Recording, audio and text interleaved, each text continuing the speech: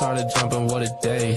Swear to God I need it, now I can't afford to wait. I just had a fan hit me up from Kuwait. Told him this would happen and we not a minute late. Seen him down bad, now they tryna hate. Same ones try to hit me for the raise. Got a mail, now they coming with a blaze. Check the numbers, damn, I swear I'm getting paid. I'm a Don just like the Perrier. It's one time when I'm looking at a face. On the low like I'm pushing up the pace. Told him come down and I'll meet him at a gate. Got a check and I bought myself a place. They get some money and they blow it on bait. I don't flex but I'm pushing all the weight. Told them all I swear I got it's what it takes. Phone started jumping, what a day. Swear to God I need it, now I can't afford to wait. I just had a fan hit me up from Kuwait. Told him this would happen and we not a minute late.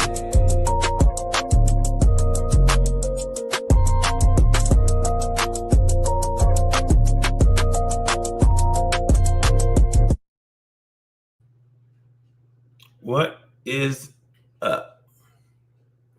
What's going on? I don't know. I can't call it, Mr. Anthony. You doing all right this evening? Yes, sir. Yes, sir. I am doing fine, man. Just trying to get some stuff tightened up around the house. Damn, I have been under the weather a little bit. Damn, myself. I know you had some stuff going on, and I've been out of work the last 2 days. Yeah, man, I tell you what, my allergies, it's been kicking my tail. In fact, I got off work today and I actually fell asleep by 30 minutes before I came on here. So I must have needed a nap. These allergies have been kicking my tail, man, this year. Yeah. I don't know if it's allergies or what, man, but I got some lung issues and they have been flaring up over the last couple of days. Yeah. Let me see. I'm getting a couple. Let's see. Drew says he's on his way. Okay, that's all right. Yep. All right, Drew's coming in. All right. Well, guys, we should have whoa. Before we get started, I think, don't you have something you want to share? What I do? Yeah. Oh, you don't want to talk about the weekend? Oh yeah. We went out to Itamon's race and did all right. I took first and second in a couple. I took first in the class and second in the class. You know, I haven't been able to race outlaw lately. I just don't have the time to put into an outlaw car. But I've been doing my thing with bracket and index racing. So I took first place in 220 index and second place in bracket. So nice. Got a little racing in this weekend. You know, I try to get it in when I can. Hey, nothing wrong with that. Nothing wrong with that at all. Yeah. Well, guys, what thanks about for you? What you get into this weekend? I didn't. Hung out with the fans. I didn't. Doctored on myself a little bit and tried to, get myself better and taking this allergy medicine and stuff and just trying to do that sort of thing. But yeah, no, I ain't gonna lie, I didn't really do much. What's up, CC, Lenny, Doug, Justin? Yep. But without further ado, what we're gonna do, guys, we're gonna bring on 2 guests tonight, and we're gonna talk Clash. Guess we'll go ahead and bring those guys on and talk about what changes have been made or any updates. So and get ready for that. Welcome, gentlemen. Yes, sir. We got what's going on? Mr. Mike McCutcheon and Tommy Burgess. How y'all doing this afternoon? Yeah. Doing good. Doing real good. I don't know if this is gonna work, Tommy. I don't know, but we'll go with it. Let's go with it. Is everybody doing good this evening? Wonderful. Mike, what's up with him? What's going on here? Hey, I'm just here filling it out, man. We're just glad to be here. Okay, there you go. All right. Everybody have a good day. You all right, Tommy? Yeah. Man, y'all the one giggling. I'm giggling at y'all. Oh, okay. On here, we're gonna talk about the upcoming race here, October 10th and 11th, and Dragway, the Clash. Gonna go over, some particulars of the race with y'all. field some questions from the viewing audience out there on all the platforms that they're on. Appreciate everybody joining us. Going to appreciate everybody that comes up to Race the Clash with us. We'll talk a little more in depth about the changes of why we had to change the Clash in the way we did, from the format of how it used to be earn your way in type deal to the current situation we're in now. And just go over things and try to answer any questions, give people all the particulars, and hope to see everybody here in a few weeks up in Shelby, North Carolina. Okay. Well, Pyro Man, let me see if we can get you an answer real quick on this. I don't know what you got it, Anthony? Yeah, I got you. Pyro Man, when will the pit map be available? Me and Mike and Steve owe Zach an answer as to the pit spots that we're going to require for ourselves. And so let's put it this way. I feel confident by Friday afternoon, available pit map spot, things Zach can put out. So here's what's available. So let's everybody shoot for, let's say, lunchtime on Friday, maybe 4 o'clock, whatever. Let me get with Zach. If that changes, we can move it forward, move it back. But it's basically going to be the same pit map that you had at my God, the Hillbilly Nationals. There we go. For a minute. Must be all the fumes from the prep I'm still smelling. But is that what it is, sir? That's what it is. All of that. I mean, hell, it's never far away from it. So we'll get over that. We'll talk. I think pit spots will be the same price as they were for the Hillbilly.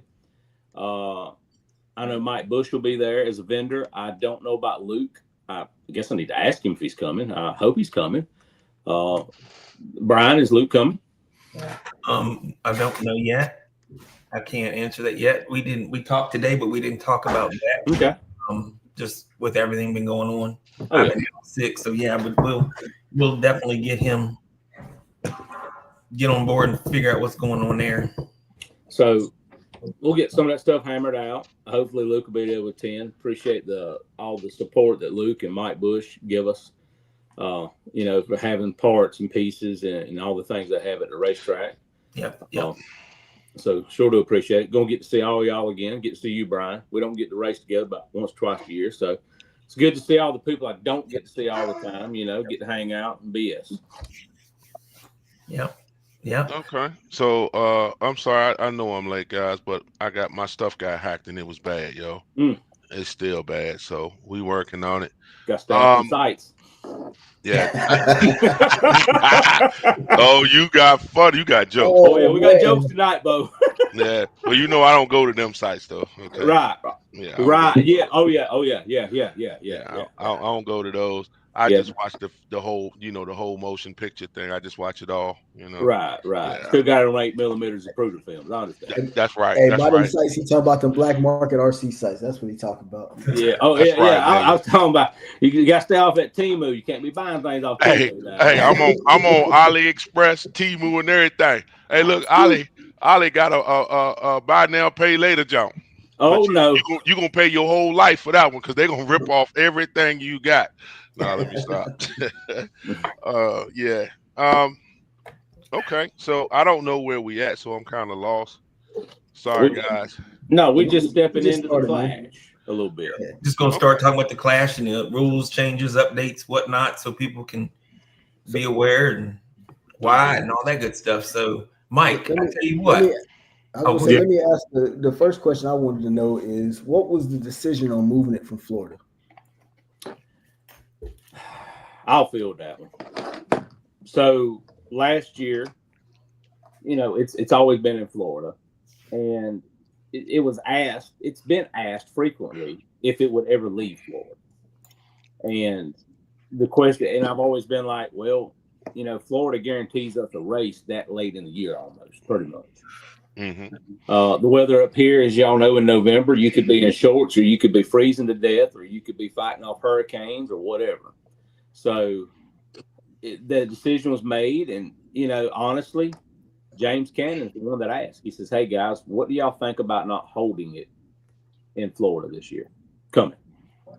And I was like, I mean, James, he said, yeah, he said it needs to move. It needs to not always be centrally based in Florida. To make the Florida guys need to have to travel out the rest of the country, kind of move it a little bit. So, in my mind, it wasn't. And it's hard to move it. Okay, let's just be honest. Okeechobee had the facility to do it. The deal was that James agreed if we couldn't find the facility to do it, it would go back to Okeechobee. So the only facility that I felt comfortable with was Shadyside, to be honest with you. It has the facilities, it has restrooms, it has the ability for food. It's a known surface that will be good. We knew the track maintenance and everything would be great. So Steve contacted Zach. I talked to Zach. Mike's talked to Zach. And we all kind of worked around it and figured it out and, got a plan together. And shazam, we're going back to what is arguably probably the fastest racetrack you're going to be on in the country. Oh, yeah. Yeah. Yep. Yes, sir. Mike? Yes, sir. So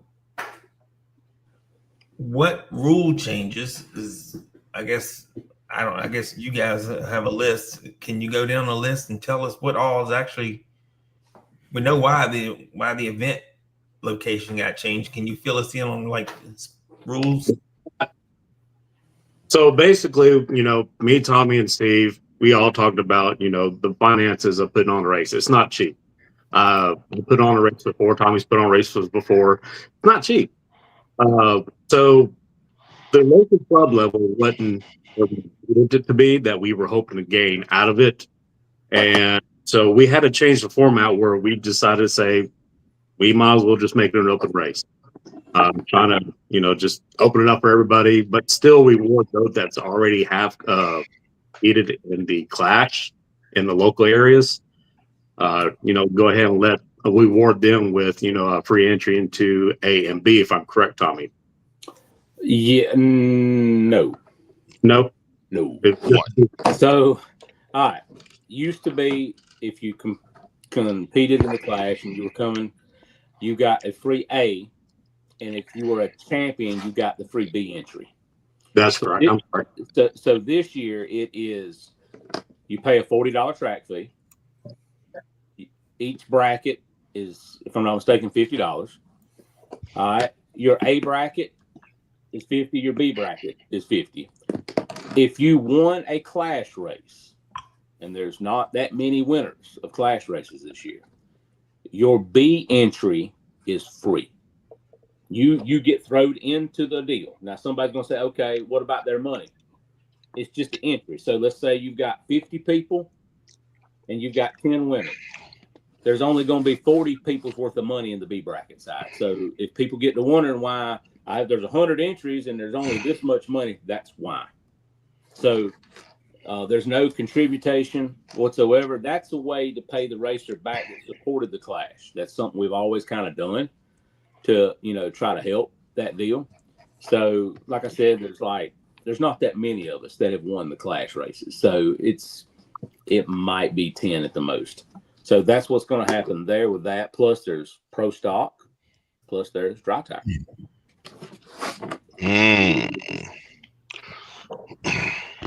Okay. Well, it was more. I thought more stuff changed. Yeah, Mike, tell me what else changed.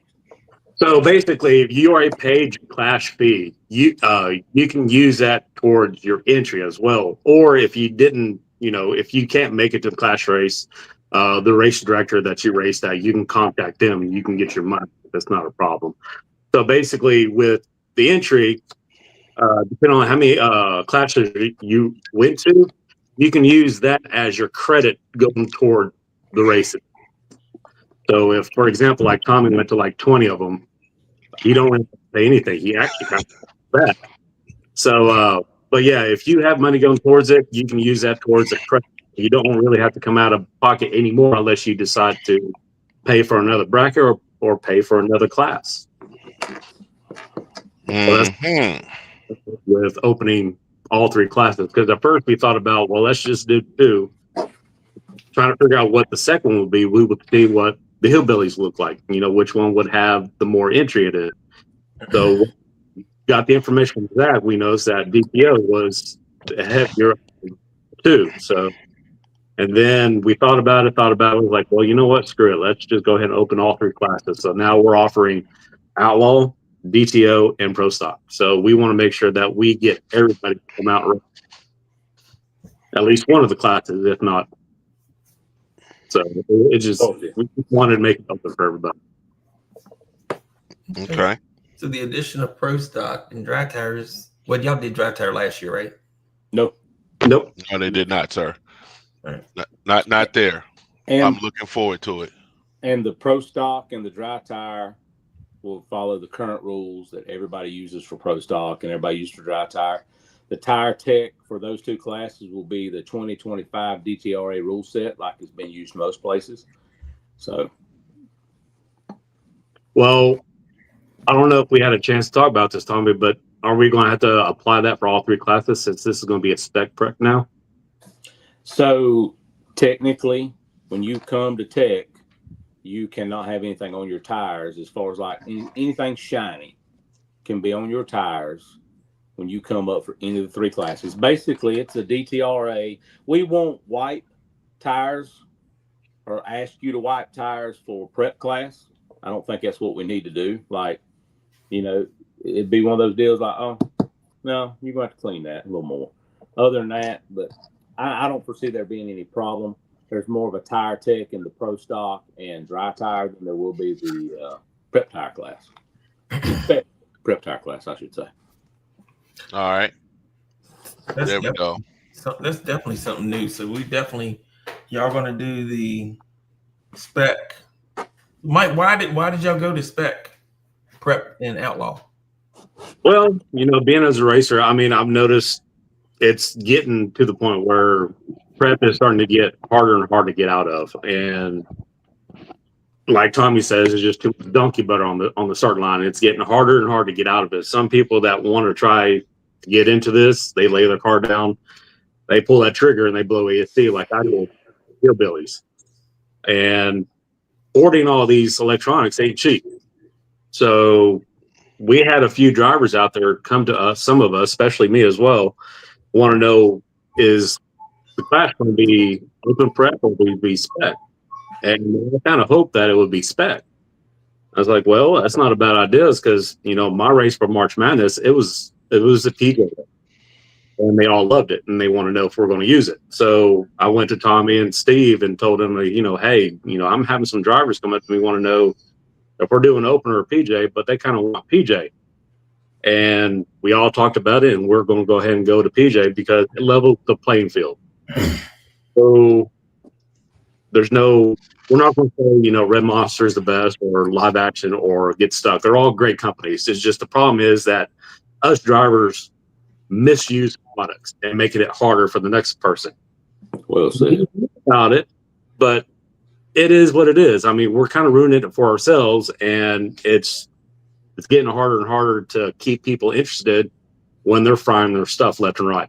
For myself, I can't afford stuff like that. So once I blew up my car, I got to wait till next year before I can probably come up with any more money for another ESC. So it's simpler to go with PJ to make it easy and low and make it an even playing field. So that's why we decided to do that. I was going to ask, why didn't you use one of the other prep manufacturers? And I didn't, you know, but I guess you answered that. This way you don't say one's better than the other. You're just saying, we'll just go with this one. Oh, I can field that question for you, Brian. Well, sure, Tommy, go ahead. It's real simple. Why you do that? Whoever there's Red Monster, there's Get Stuck, there's Live Action. If you choose one of those 3, you're going to piss the other 2 off. Yeah. Matter of fact, I took a real good ass chewing when we chose Tar to be the spec prep one year. And I believe that's the year that Brian won. It is. I mean, I took a double barrel ass chewing over it. And it doesn't matter from who.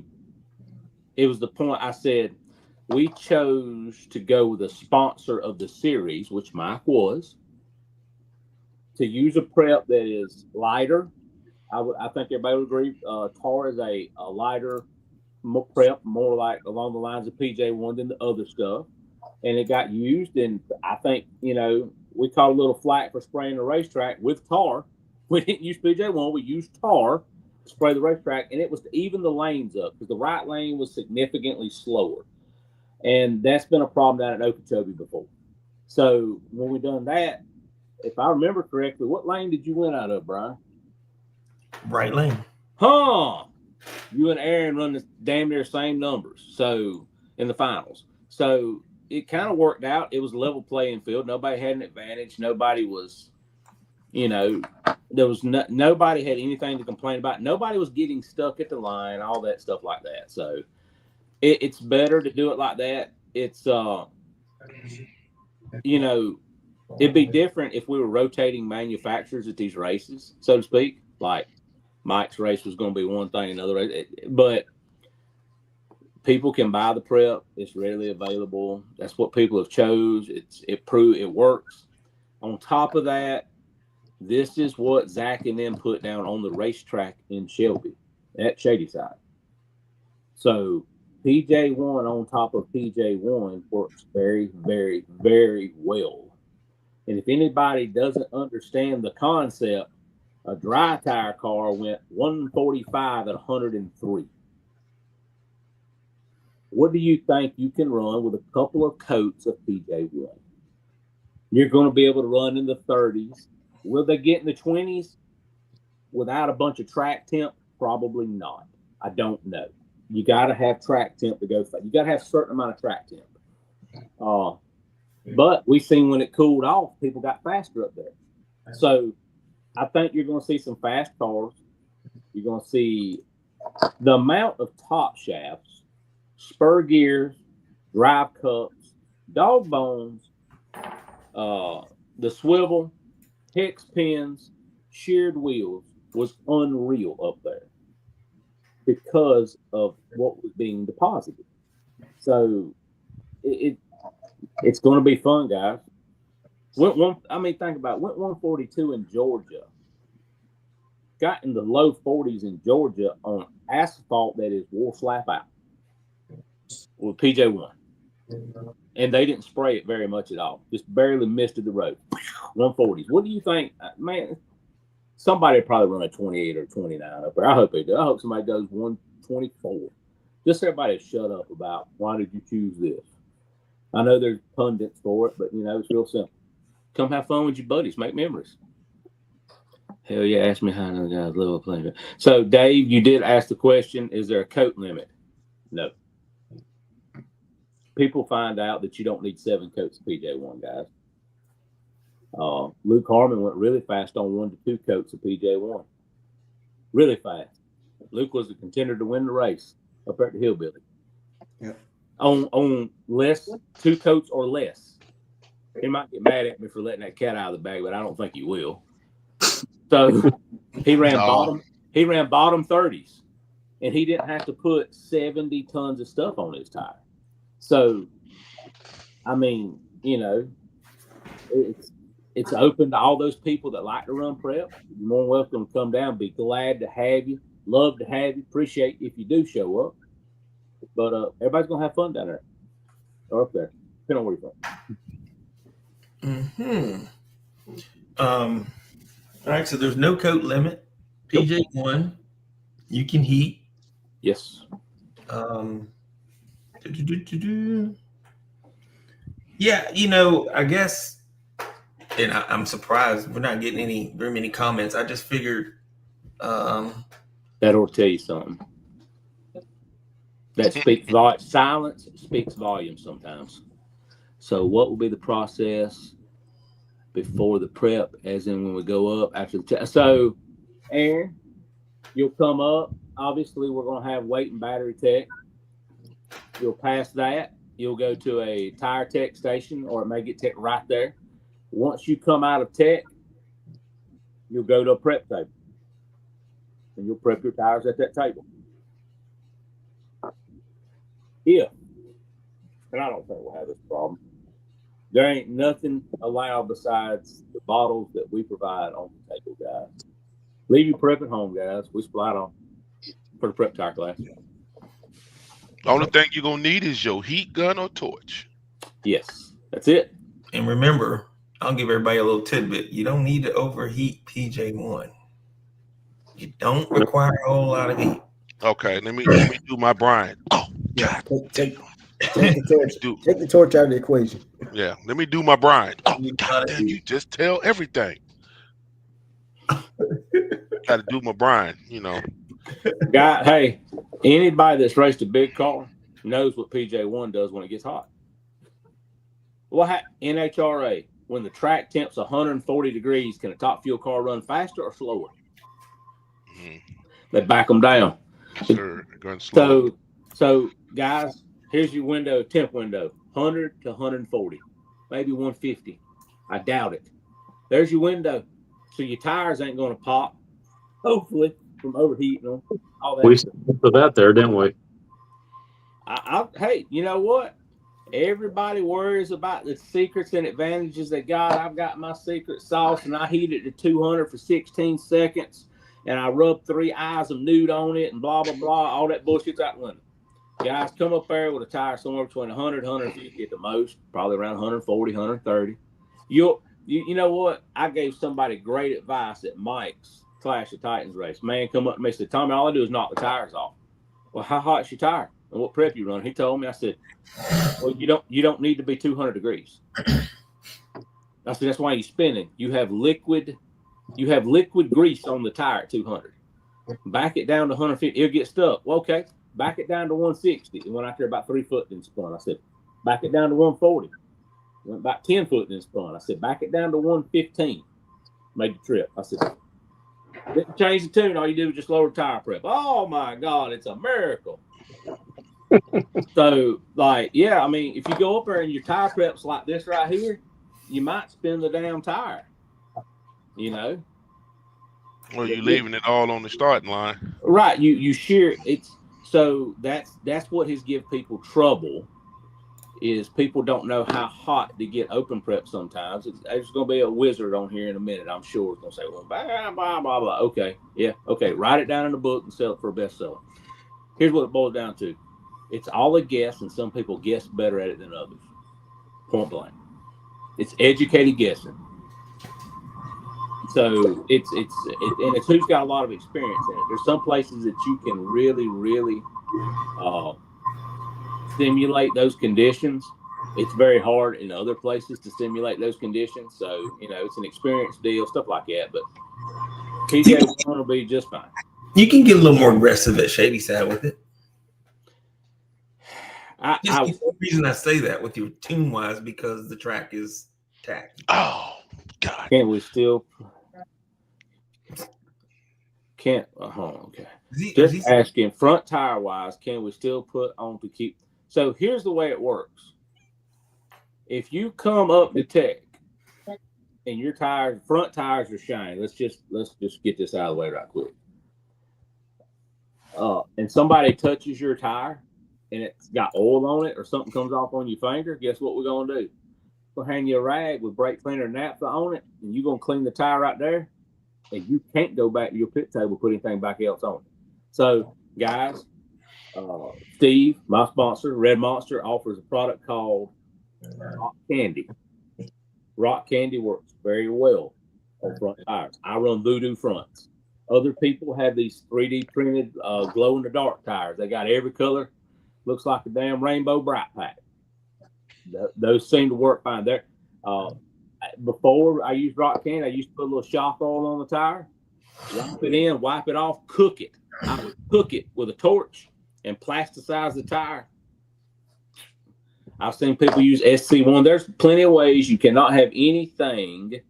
You cannot have anything on the tire wet that will come off on your hand. That's all we ask for the front tires. James Goddard, I like preheating the tire like I did one cut. That's fine. Once you go through Tech, you can't put nothing on that tire but our supplied prep or heat. That's it. That's all you get. So if you want to warm your tire up, then put one coat of PJ1 on, that's fine. We're not telling you can't preheat your tire. So, yes. Let me ask you. Don't want to go in reverse, but back to when you said there's not going to be, the outlaw tech isn't going to be as strenuous as the dry tire tech. Right. Could someone show up there with a coat or 2 coats of dry rub on their tires and pass through tech for outlaw? The tire has to come up non-honey bun, non-glazed. That's pretty much the DTRA rule. If you just want to get right down to it. So I'll tell you this: if you use PJ1 and you go back to the pits and you clean it with certain cleaners, that tire it'll tack right back up crazy. I ain't asking you to clean all the prep out of your tire. Come up there. That tire right there got a hair. You can't see it. There we go. Oh, Jesus Christ. These damn ribbons in the back. It's got a hair bit of satin finish to it. It's like DTRA. They allow satin finish pretty much. Gotcha. Non-shiny. That's all we're asking. Completely understand, but wanted to ask just yeah. I mean, and two, hey racers, do me a favor. When you see somebody making a stupid mistake, self police it a little bit. When you see somebody, hey man, you got oil dripping off your tire, you mind wiping that? Do the right thing. Remember, that's people you got to race against, because he might set his car down and leave oil on the racetrack, and that might be where you put your car and not see it and spin, and you don't know why. So everybody take care of yourself a little bit too. I agree. So it looks like location and prep is the biggest change. What I'm hearing. Yeah. And maybe how to get in it, but that's you don't have to qualify anymore. Yeah. Yeah. That changes from year to year anyway. Okay.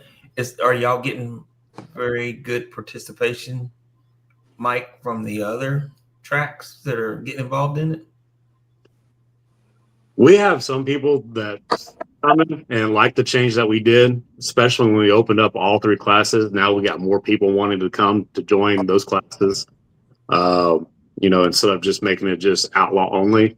So yeah, we're hoping to see a lot more than what we are thinking. We're not asking for I know we're not seeing 200 races show up, but we're going to hopefully at least, what would you say, at least over 70 for all 3 classes? I think if we have 75 to 80 unique racers, unique means separate drivers, that'd be good. I know traveling gets harder later in the year. If you'll notice some of these races, Vegas is what? October. I think it's Is it October? Yeah, I'm thinking late October, 3rd week, I think. Right. So you got, you just had Shady Side people travel to it. Some people are going to travel to Vegas. It's that time of year. Races kind of stack up on one another a little bit. So 70, 80 racers would be just fine. Sometimes quality of the racing means more than the quantity. The experience means a lot, guys, to me. Yeah. So we had Power Matt had a question about where's it at? About Quick 16 on Friday. We don't have any plans for it as of now. Okay. That doesn't mean that can't change. Gotcha. Yep. Look at Brad. And Brad want to run a big bracket race somewhere. I agree too, though. But he's running a big bracket race this weekend. Yes, it is. It's going to be about $6,000 down there this weekend. Anthony, you coming? You fresh off a couple of wins too, and some second places. Oh, you on your way? Oh, snap. Okay. All right. So, let's thank y'all for coming on talking about the clash and everything, and we'll hop back to that. Let's just go into the prep situation at hand. Mm. No, still not feeling it? Fire away. Nothing's off limits. Well, I mean, I just I'm gonna be honest. I'm torn. I hear both sides, and right now we just want to just get a perspective from everybody. Yes, we know the main things like people come in and they misuse prep or what we think is misuse of prep, like Mike says.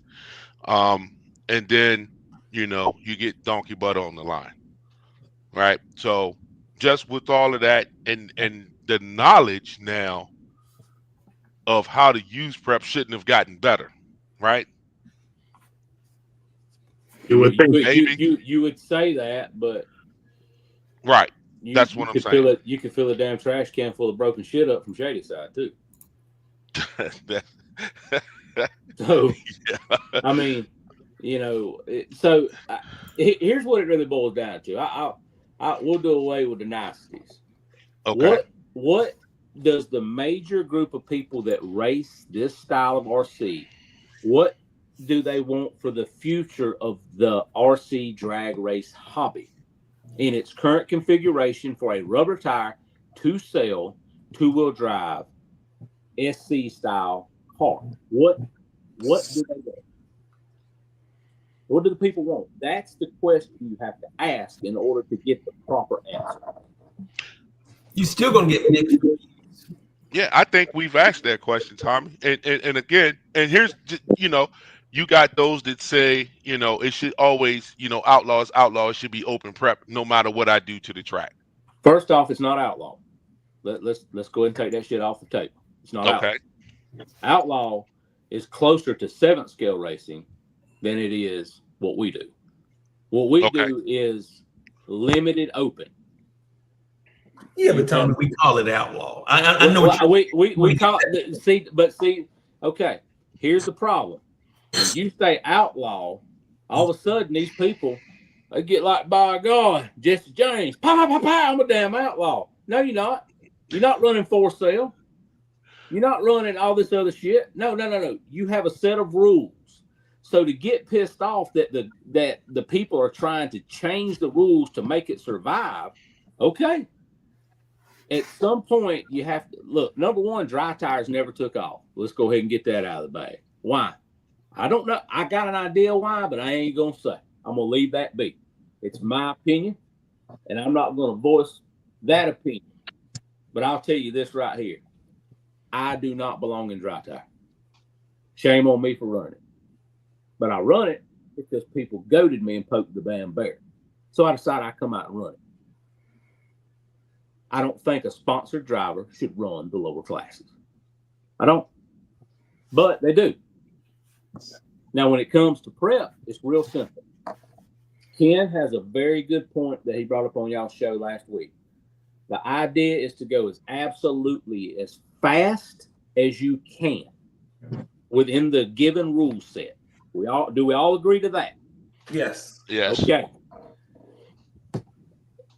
The question is, at what point when it comes to what you're doing is hurting the other competitor, do you draw the line? That's the only thing, the semantics of the situation. The amount of prep. There were 2 racers up at Shady Side at the Hillbilly, hand to God, had peanut butter on their tire. If I'm damn lying, God strike me dead right now. Zack the piss out of me. When they came to the line, it looked like they had rubbed Jeff peanut butter on their tire. One of them got stuck. When he picked his car up off the track, it deposited. Jesus, I don't even know. It's my God. Yeah, it was pretty bad. His response was, I don't have a choice. They're running the shit. I've got to run it or I won't get out of it. And I didn't get out of it this time. So it's warfare. So what has happened, the analytics will say this, and I wish, this is where I wish Dustin was on here because he'd tell you how stupid it is. But if he would just tell you the analytics, he told me, and this is, I'm probably going to mess the numbers up a little bit. 2 years ago, at this time, it had 4,000 views of the Apollo. Last year at this time, it was like 500 or 600. This year, you know how many people have viewed the Apollo on the website? This is all analytical. 200. You think it's because the Apollo's a bad car? No. Everybody in this community, with the exception of a few that will, hell, it's their lie, they can tell it if they want to, has seen a decline in business to this style of racing car, has seen a decline in business to the electronics, motors, tires, everything. The amount, it went down. There's no doubt about it. Other than the race in Florida, which brings out the people that want to get out of the north and come race south to get out into some better weather. And plus, Florida has a very strong community. They might not travel 8 hours away like some of them will, but if there's a race in Florida, they're going to run it. You had a real good turnout, I felt like, at SoFlo. After that, the analytics tell you every race is down 40 to 60% in attendance. And we're saying that's primarily due to prep on the track. No. Okay. To a point, people are saying, I don't want to spend the money to keep burning shit up. So if prep is the reason they're burning things up, then yes. Okay. So it's real simple. And you've got some guys that can run that. They run the open style prep to a T. Congratulations. I'm happy for you. I understand the thought. I want to go as fast as they are. And nobody is breaking a rule by what they're doing with prep, by the way, guys. There's no rule. It's open prep. So let's make that abundantly clear. Yeah, that's important to know. No blame on anybody that is running open prep. And if you leave in 30 gallons of it behind you when you leave, you're fine. But car counts dwindled, manufacturer sales have dwindled, everything has gone down, down, down. And there's going to be somebody after this show going to get up there and beat the damn war drum. He's a lie. He's a lie. I got $100 bill if you can prove me wrong. Prove me I'm wrong. Prove me that participation's not down year over year, that it's from 4 years ago to 3 to 2 to now, it's down. Sales are down and stuff like that. It's just how it is, guys. Ken was right, though. Racing sometimes regulates itself. And what it does is, in certain avenues, it forces out the people that, A, can't dedicate the time to it, can't afford it financially, or just think that the pursuit and the direction that it's going is not worth their effort because they see it being a war of attrition and cannibalism. Yeah. Okay. I agree. I gotta be. Can I play devil's advocate here? Yes, sir. Absolutely. Because I'm gonna pick on you, Tommy. Do so.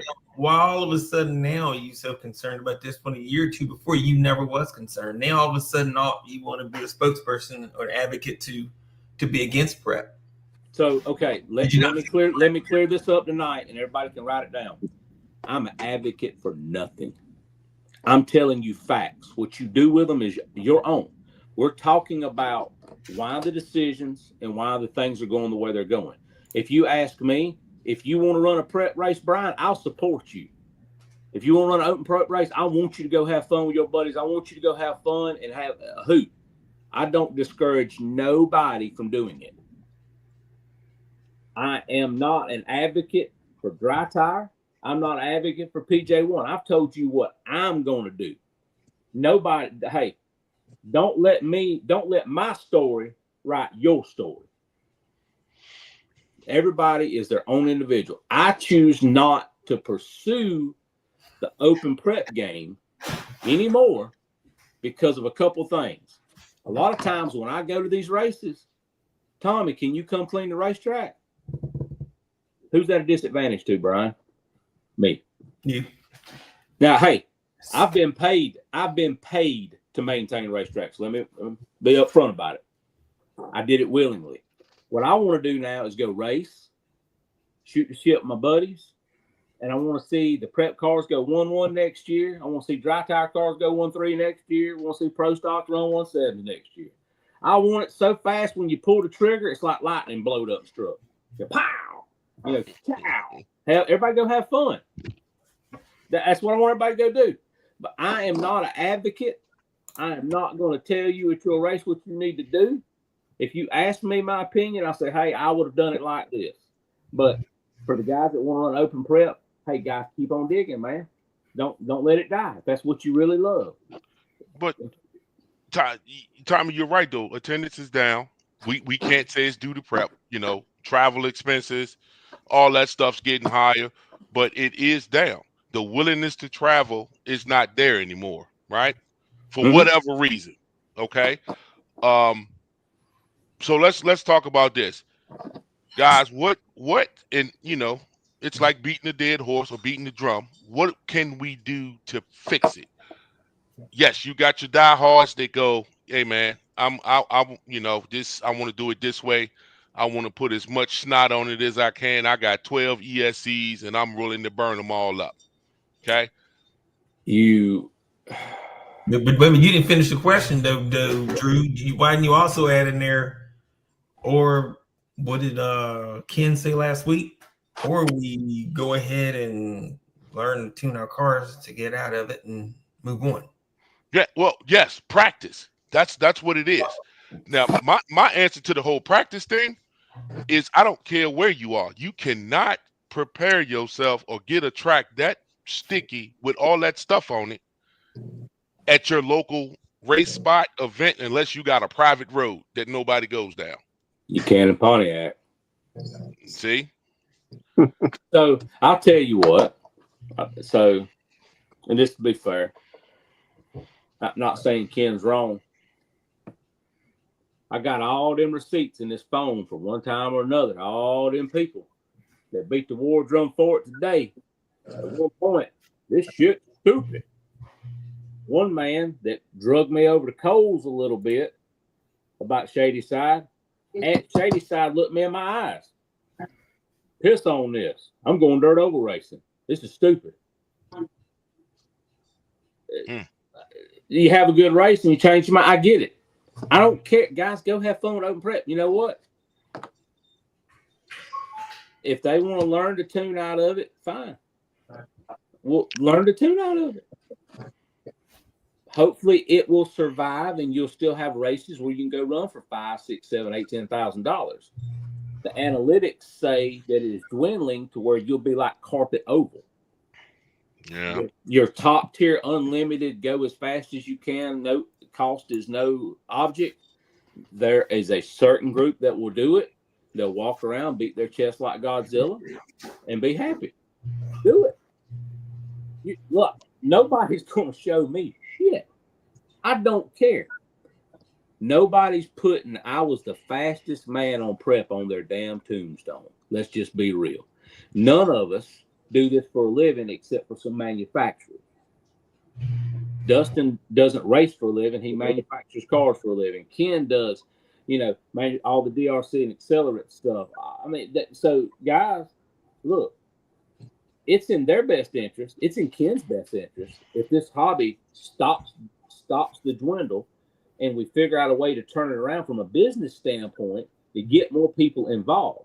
What you want is classes where people can go get their feet semi-wet, not drowned to death, and then they can decide if they want to step up to an unlimited style number chasing class, and they will understand the money that goes along with it. They'll understand the financial side it takes to do it.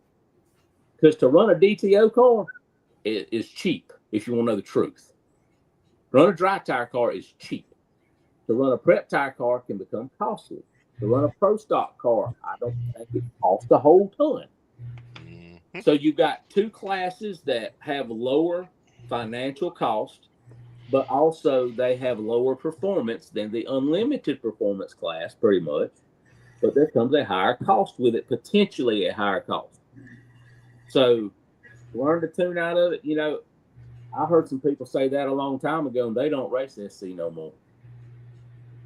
Yeah, it's a lot. But you know what, Drew? Let me say this. And, well, to the others too, I say Drew because he asked a kind of question.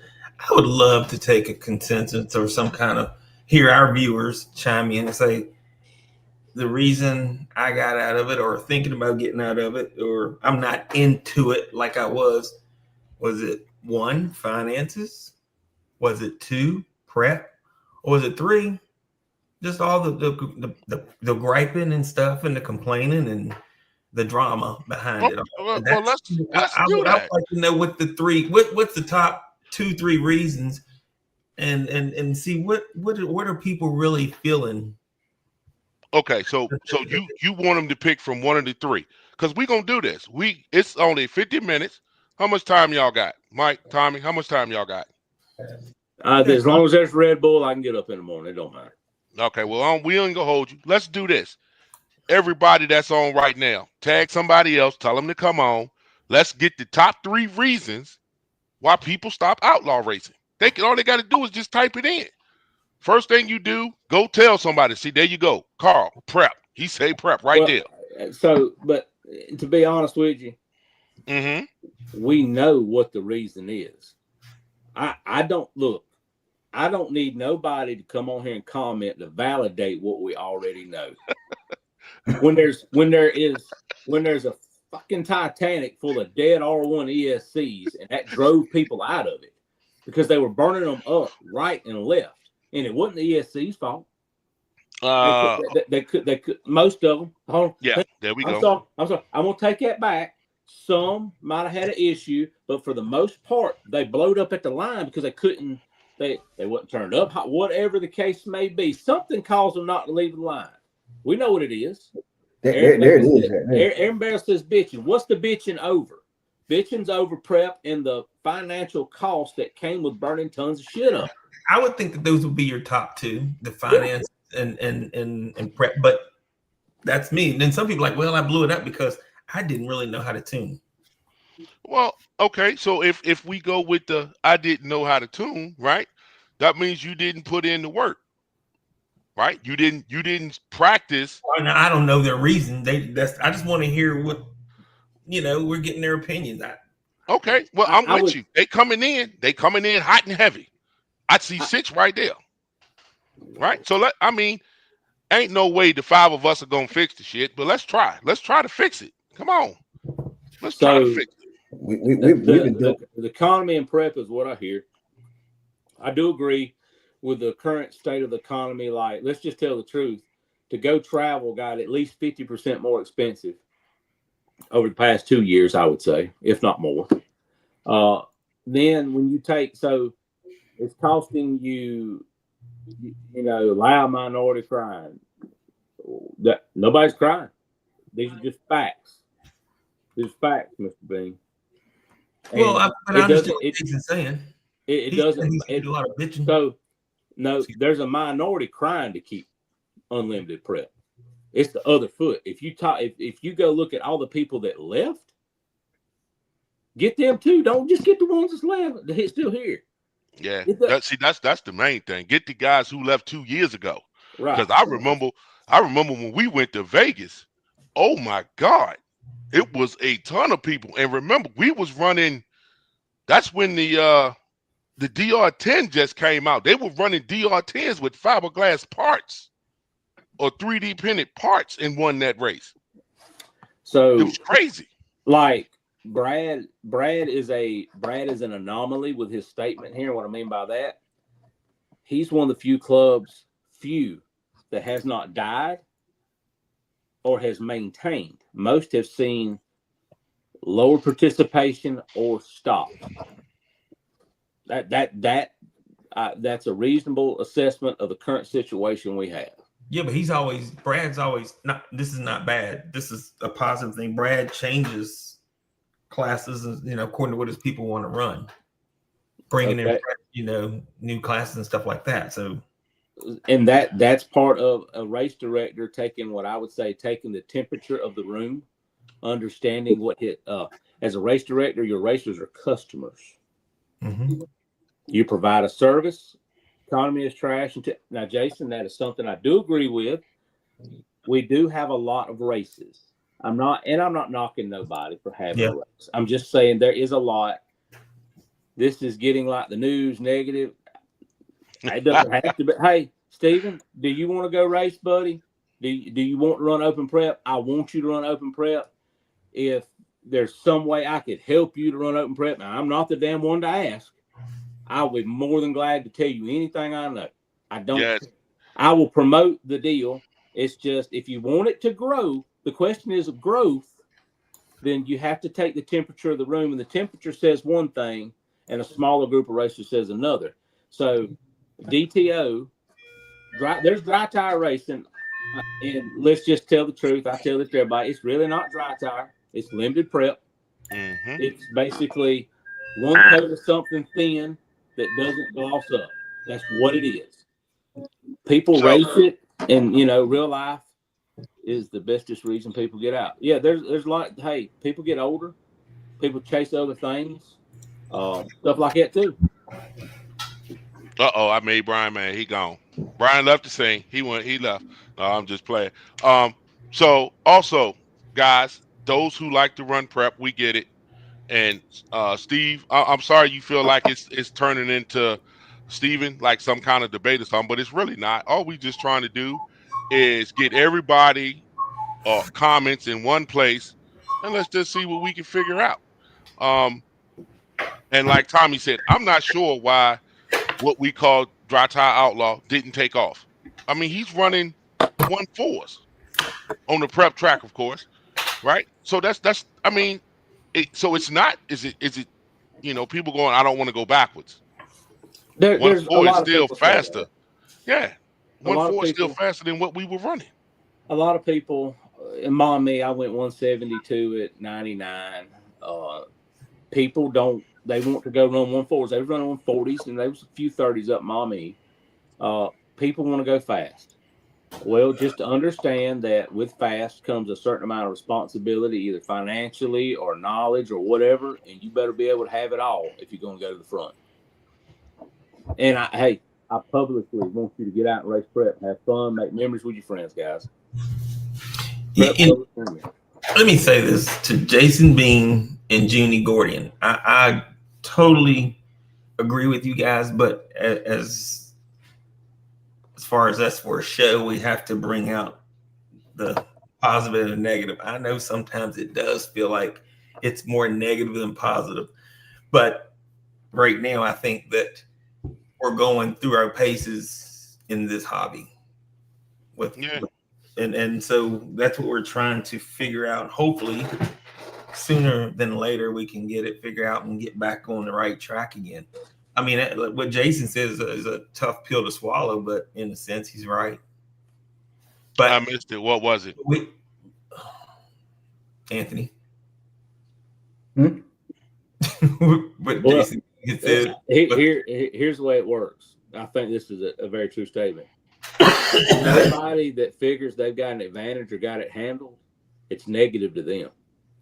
The people that don't want to chase it, don't want to fight it, and have seen people leave, understand both sides of it. And I would rather race with 400 people than I would with 40, because I want 400 people to come have fun. Yeah. But hey, it's okay to run open. I'm telling y'all, it's okay to run open prep if that's what you want to do. Hell, hey, everybody's got it figured out. Damn good job. Keep figuring it out. But like, it is what it is. If you want to grow the hobby, we will have to figure out a way to make pro stock and DTO grow. That way your prep tire can grow. Nobody is going to grow prep tire racing at its unsustainable rate of newcomers. They get in, they burn up 2 ESCs within a weekend.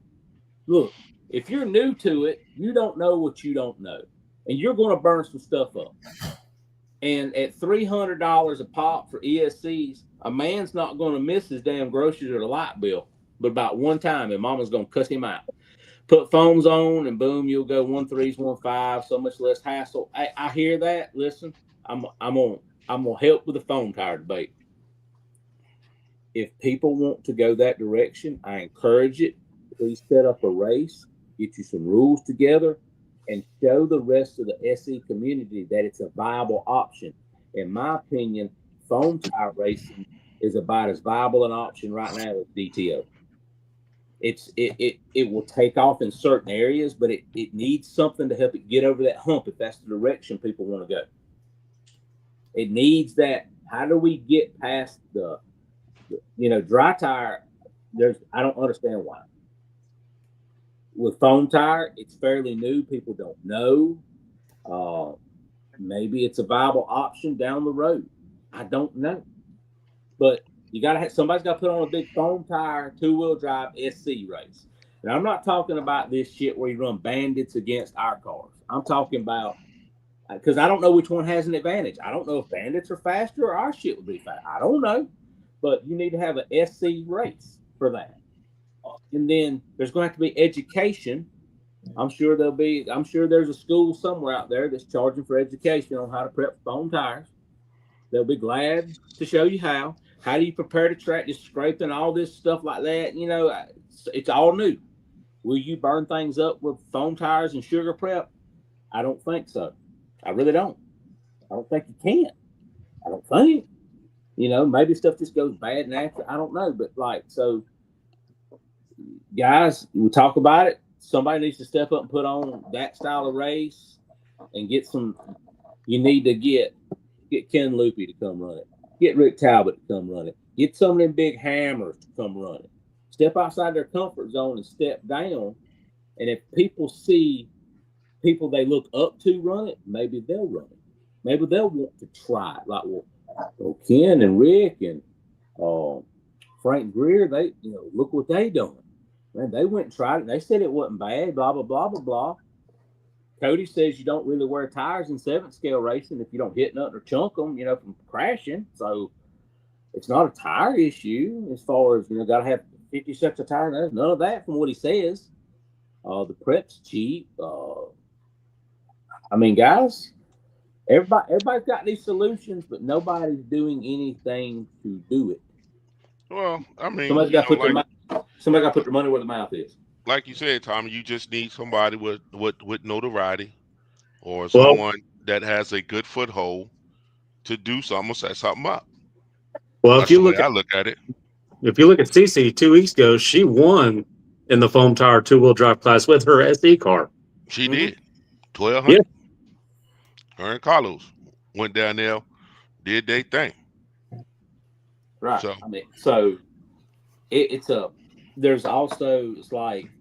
It's a whole different vibe with the foam tire racing than it is with prep.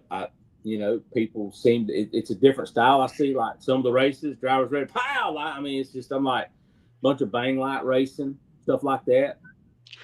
People get accustomed to one style of racing. They kind of, I don't know. So there's a lot of stuff that would, maybe it works out, maybe it don't. And Junie, that's a good point what Junie said. I know some people that run a rubber tire, and Anthony, we've done it. We've tried to run that foam tire at Ease, one of Reed's races, and it's hard to mix because once your tire hits that stuff from SE and you get over into that foam tire stuff, it goes crazy. It upsets the car. Something terrible. I've been to one of ET's races where you dare not get your SE car around the sugar. Yeah. Oh, yeah, there's gotta be good lane control on it. There's got to be a clear divide between the lanes. Yes. Yeah. And what he's saying what Tommy's saying isn't a bad idea to host a foam tire race. The same way we put them on outlaw cars, we can put them on pro stock cars, we can put them on everything else, and get out there and do a race day with it and see what people think. Yeah. Well, we opened that can of worms. We upset a couple of people, so let's go ahead and bring that. Let's close it down. Tom, I know you need to give me one of them sayings, for the week. I hadn't got mine today. Let me tell you something. People gonna be pissed. No matter, I don't give a damn if you're giving out free cheeseburgers. Somebody's gonna be pissed because you put cheese on their burger. It just is what it is. We ain't all gonna agree, but we can be Ken said one thing. We can agree to disagree, and we can be cordial and friendly at the racetrack. Just because I have a different opinion or others have a different opinion than me means I hate them. No.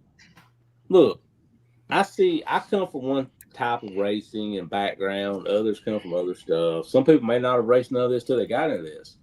Hey, Aaron Bales just brought up, somebody said something to me. His name is Daniel Ray. Daniel Ray runs drag radio cars, drives one of the fastest drag radio cars, the Memphis Gangster. He runs real stuff where you actually get killed when you crash, not sweep it up in a pan. So he says what hurts this style of racing is seeing the ET. And I don't disagree with that. I've heard that. Because getting outran, but really not knowing how bad you got outran and making somebody have to make decisions not to sit on a number. They're like, damn, I gotta race Brian. His shit looks fast, man. I think I can go 100th better. Let's not bash racing, people. Enjoy the positivity. Not bashing. No bash. Love all y'all.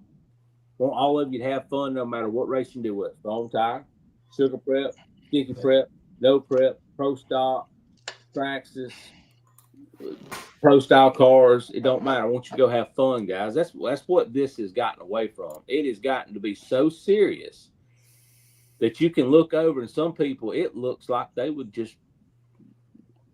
ain't got no goodwill for you sometimes when you're racing. Yeah, like, just go have fun. Go have fun at race. Get back to having fun at the racetrack. Race what you want to race. I hope if you want to go run dry tire, I hope there's 300 cars there. If you want to run prep or pro stop, I don't care. As many as can be. Go have fun. Go make memories with your buddies. That's why I'm doing it. I have more family that's not blood from racing in my life than I have family walking this earth. If that don't speak volumes for what racing can do for you as a human being, something's wrong. Yeah. I mean, I wound up having Texas brother and nephew. I got Georgia hoodlums. I got North Carolina Sasquatches. We got it all in this family. Love them all. Hoodlums, man. So Mike, I mean, y'all act up sometime, Mike. Mike, I need to hear your thoughts. Yeah, Mike, you've been awfully quiet. Yeah, first, let's not just throw Mike in the mix like that. Mike, let's look at it like this. We talked about all that stuff. We got the feedback and all that. What do you actually think would help, if anything, improve what we're doing right now? And don't agree with that guy up top just because who he is. True, he's got a valid point, but business side, I don't think you can, honestly. Everybody's out there that's making stuff for our hobby to be able to be successful in what we do is depending on us to continue buying that product from the manufacturer so they can stay in business. Do I want something to change? Yes. Will it change? I don't know. But at the same time, the change that I want to do or am thinking that I'd like to see happen will put a lot of people out of business. And I don't want to see that. I want them to stay in the hobby because a lot of them support us. They sponsor some of our races. We don't want to see them leave. But at the same time, I do want to see our sport grow with something that's more neutral. For example, the PJ. Nobody makes that except the manufacturer itself. It's a neutral ground. Yes, I would love to see more PJ races, but, like myself and Tommy, we're sponsored by prep companies. Tommy's Red Monster and I'm Live Action. I don't want to just go to every race to run PJ and not run none of Live Action stuff. That's not good business. Right. And it's going to make them go out of business. And I don't want to see that. It's because they help support the hobby. But yes, there has got to be something that will be, I would go back to OGs. Just get rid of all the donkey butter, as Tommy would call it, and just go back to straight OG. Don't make nothing else. Mike, let me stop you right there. You hit a nerve. You hit his nerve. Look at him. His hands ticking. That would be no. And Tommy, you can stay here. I'm sorry, I don't mean to point. That would be that would be a problem because people are now mixing it in their basements and their garages. And if you say, let's stop it right now and go back to the OG, I get it. But people are going to be putting this stuff on their tires because we've That heard the earlier it probably won't. Well, we've heard the old saying. I want to find ways to be able to combat that butter that's on the starting line. I want to be able to learn how to get out of it. But if I can't, because you got 50 other people in front of me that's using different contraptions of bubble gum, peanut butter, and donkey crap, how am I going to learn to get out of it? I can't grab my tablet, hook it up to the car, and throw in about 20 more point in the radio or in the ESC. At the line. Yeah, it's just like I said earlier. I mean, there's nothing wrong with what we're doing. There's nothing in the rule saying that we can't do what we do. It's open prep. Do what you want. But again, you better get ready to go up that line. And if you have more than multiple grooves and every single groove is that donkey butter, you're like, well, crap. I guess I have to turn my point up in radio by 50 and hope and cross my fingers I don't blow nothing. That's what happened to my car. But it is what it is. I mean, if you're going to be in that sport in prep class, you got to learn and to adapt. If you can't, you may have to fall back one class, go to DTO, go to Pro Stock, or I got one for you. I got a solution. It's legit, and it's not my solution. It comes from Tom Rockwell. Tom said, and he brought this up. Tom says he still thinks his idea of having a race where you had an open prep class, a spec PJ1 class, and you divide the racetrack up like we do for DTO. You could literally have we can spec PJ1 race, here's your lanes, and we can open prep, and here's your lanes. You can do that. You can do both. One doesn't have to kill the other. I mean, everybody wants middle ground, right? That's basically what everybody's hollering. We need a middle ground. Some people will die on the hill of prep. Some people will die on the hill of PJ1. So at some of these, if we had a race where it was like that, where you've got 2 grooves for open prep, you've got a couple grooves and it's clearly divided like we do DTO now. We say, hey, from here over is this. Here's PJ1 only. And you would have to use track supplied PJ1 or whatever. This can work. Talk about prep kills prep. Coming from someone who hasn't raced SA but has watched and listened for a few, my humble opinion. Christina? I want to word this in a very constructive way. To turn a blind eye to a problem means one day the problem will finally kill you, is what it boils down to. So to not have open dialogue about compromises or solutions will never fix or regrow what we're doing. And that's what all of us want to see it grow. There's nobody that's watching that doesn't want to see it grow. There's nobody that wants to kill off one or the other. It's real simple. There's a certain group. It's just like voting. One side looks at one way, one side looks at the other. You can both coexist at the race.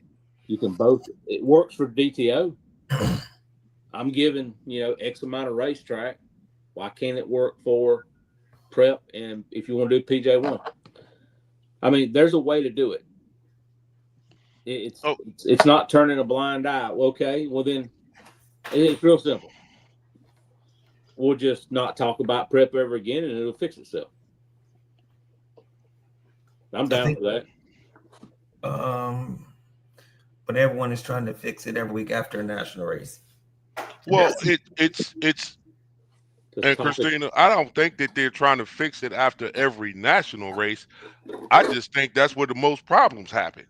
And it's like this, and she's right. Then that's what they're fixing after the big races, where the most of the problems are. Well, that's where the most of the problems are, because you do get more people, and more people want to go faster than you get at your local race. And that's what I mean. When you go to try to practice it, and you're at home, your track doesn't look like that of the local race, right? So you at a local race and you only got 5 coats of donkey butter, and you like, oh man, I'm running 1/4. You get over there by what, the first 30 minutes of practice, everything that you know don't work. But hey, we ask people for their thoughts and opinions, so I respect her opinion. I do respect I do it. too. I absolutely respect it, because she's a part of the race crew down there. She knows exactly what's going on. If the majority don't want to talk about it no more, okay. Yeah, we ain't got to talk about it. We ain't got to talk about it. But then you guys saying you're hearing it behind the scenes where people are messaging Mike or you, or coming up to y'all, talking to y'all, saying, hey, what are we going to do? As unfortunately, and I'm going to say this, and it's not toot my own horn, people have a belief in me and my ability to speak to a group of people to try to enact change. Yep.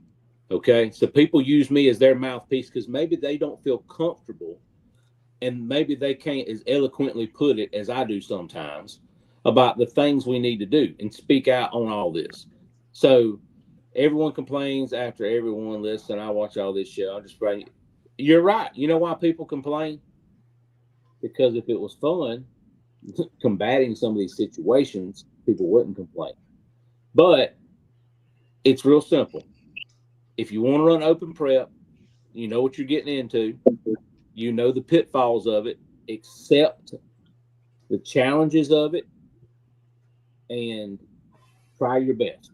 Yeah, and I'm just gonna give you my thoughts. If and you know that don't matter to a hill of beans to anybody's out there, because I don't race it anymore.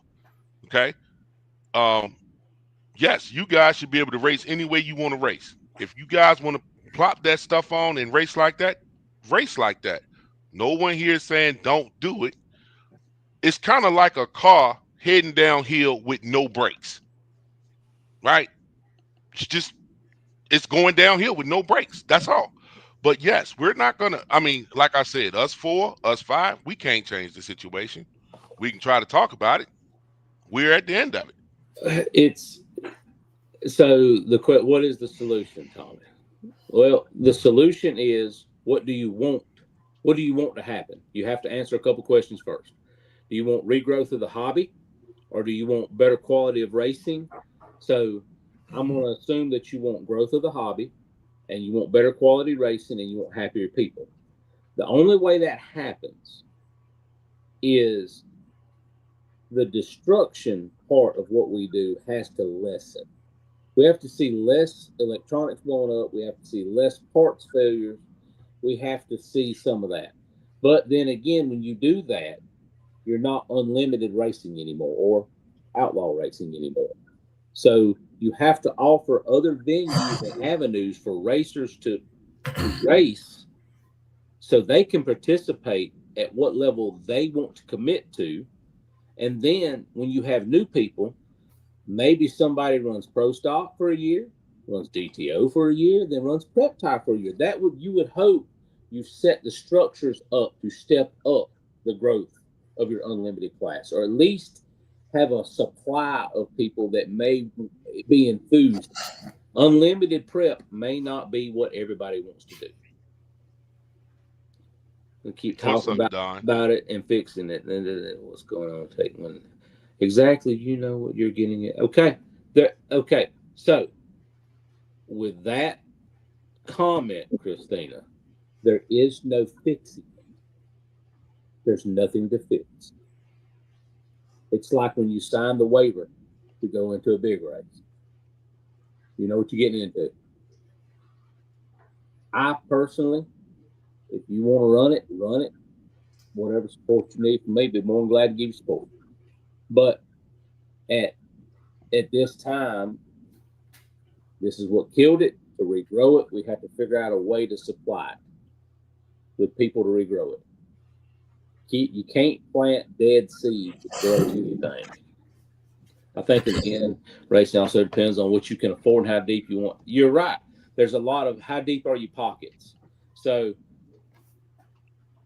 I mean, I think I've proven over the years my pockets is about as deep as anybody that does it, and I don't care to chase the headache for me no more.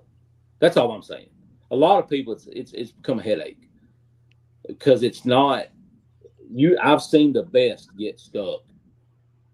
People that have schools on not getting stuck get stuck. So try more classes. Exactly. That's why, like, if foam tire is a thing, it's a thing. If dry tire and another iteration is a thing, it's a thing. If open prep and PJ1 spec prep races are a thing, I think somebody needs to try that next year. Somebody really needs to try to have. Here's the open prep side of the racetrack. Here's the PJ spec side of the racetrack. There's two different classes. I think you would be amazed at the turnout for that because it's two options. It supplies both sides of this debate with a functional way to race at the same race. So we ain't solving world hunger. We ain't gonna cure cancer. It ain't gonna happen. You're gonna have to figure out a way to please both sides the best you can. And the only way to do it is either spec only races, open only races, or a dual race, as Tom Rockwell has suggested. I mean, there's some options out there. We just need a race promoter to maybe let's think outside the box as a community. That's what we need to do as a community. It's not me against y'all, y'all against me. No, that's not what we're doing here. It is me trying to come up with a way to keep people involved. How do you stop the bleeding, and then how do you make it grow? I run a class with Budget Macro Stock. I don't leave anything out. Yeah, there is a class for everybody kind of right now, but there might need to be a race that has a double outlaw, so to speak. I got something I need to say, and I know I'm gonna probably get bashed for this, and I know I'm gonna probably get some hate mail. But go back 2, 3, and 4 years. At one time, who was dominating SC? Let's just be honest. Cody Offenbacher and his buddy. Was he not? Mm-hmm. Did we not all at one point in time bash them for what they were doing to the track? Yes, we all have. We can't all sit. No, everybody's heard it. Everybody's seen it. When they showed up, people would gripe and complain. We all need to give them an apology because guess what? They were doing what was legal because it was open prep. Was it not? It was open prep. Just nobody had seen it before. No. Hold on. Here's one of them stories. Okay, go ahead, Tommy. Here's one of them stories. I'm gonna play devil's advocate with you on this one. There was a group of people. Hell, you know what? I ain't even gonna protect the names no more. I can tell you where it all came from. When we went to up there to the 37-hour race in Tennessee called the damn Tennessee. What was it? Smoke in the mountains, whatever it was. King of the Smokies. King of the Smokies. King of the Smokies. The one at the racetrack where Dustin had the railroad tie. Yep, King of the Smokies. GFRP seen R1 over there with prep we'd never seen before. Point blank. I'm gonna tell the truth. I'm gonna let the story out. I'm gonna take what blame is the blame. I'm gonna lay blame where it lays. I know exactly what the story is. Me and J Fab and all of us seen it and said, "Holy, what the hell do they have?" It was some form of condensed OG get stuck. We told Jeff, "I don't care what you got to do to make what they got. Get on it." Me, J Fab, all of us, every one of us in GFRP did. Jeff made Spider Spunk. We got it. J Fab tested it. J Fab's words were, "Tommy, this shit is crack. You can't get away from it once you start running. It's ungodly." And then, but we didn't realize the ramifications. We not know what we asked. Okay. Yeah. So then we started running it and we said, this ain't good. This is an advantage. Selfishly, we asked Jeff not to sell it. And I got the damn receipts to prove all this conversation. Said, we need to keep it for us. We were going to try to be the ones to fuck it up. That's the truth. bunch of greedy, no good. No, damn right. Hey, look, You and I damn seconded it, Tommy. I know it was. I know that. I'll tell you, because 3 of them got some and went out and practiced with it. Called me before that Sunday and said, when I go to Ohio, I'm going to set this bitch on fire. That's exactly what he told me. I said, you ain't going to do nothing. He went out that son bitch and ran a 40, a 41? Like it was nothing. Set it on fire. I said, oh my goodness. So, like I said, selfishly, we didn't want Jeff to sell it. Jeff made the right business decision to sell it. You know, he had every right to. And then it started a war. And then everybody ran it. It got misused at a level. Notice I didn't say illegally. I said just got misused. Yeah. I knew we were in trouble when Cody and Josh went to Rock Hill and nobody could leave behind them and they burned shit up like the woods was on fire. Point blank. These people left that race, said, damn this shit. I don't know what they got. I said, I know what they've got. Yeah. That's how the whole deal went, guys. It sure did. And then Here we are. Then Red Monster has to come up with something to combat it. Live Action has to come up with something to combat it. Then there's White Spider, and then there's Subsonic, and there's so the story. It is nuclear warfare. Everybody pushed the damn nuke button at the same time. So here's where we are. People was trying to get their butt kicked. That story has never been told in public till tonight. And I told JFab at one point I would tell it just to clear the air. Jeff did nothing wrong. Steve's done nothing wrong. Cody and Josh did nothing wrong. Anybody that's run any of those type of products has done nothing wrong because it's not illegal. But sometimes you've got to do what's best, even when it's not what is best for you. Sometimes the betterment of the sport and the hobby means you have to back up. That's all I'm saying. You ain't got to back up. You can keep going forward. But there's no sanctioning body that's ever done anything in racing that hasn't had to change the rules for the competition to survive and to make it viable past, the end of their nose, whether it be NASCAR, NHRA, or whatever. Well, I agree, sir. I remember the stories. But people like the ambiance of running outlaw. They love it. They love to say, I run outlaw. I get it. These cars are absolutely freaking monsters. Do y'all realize that the faster guys in SC, 60 foot faster than the world's fastest pro mods, real cars? They 60 foot faster than Stevie Jackson, the Sheik, and all of them. The damn things are faster than a real car that's worth $500,000. They look like rats on acid when they leave. Frank Greer's shit was lit. If it don't rain that bitch out, he's gonna win that race up there probably. His shit was on a different level because of the prep. He figured out the prep. Just like Ken and Rick for this year have been wearing everybody's ass out because they figured out the prep. But my point is, that's why we're at where we're at, because everybody went nuclear because of what Drew just said. I'm tired of getting my ass kicked. Ulrich, I love him to death. He says it the best. You better get them before they get you.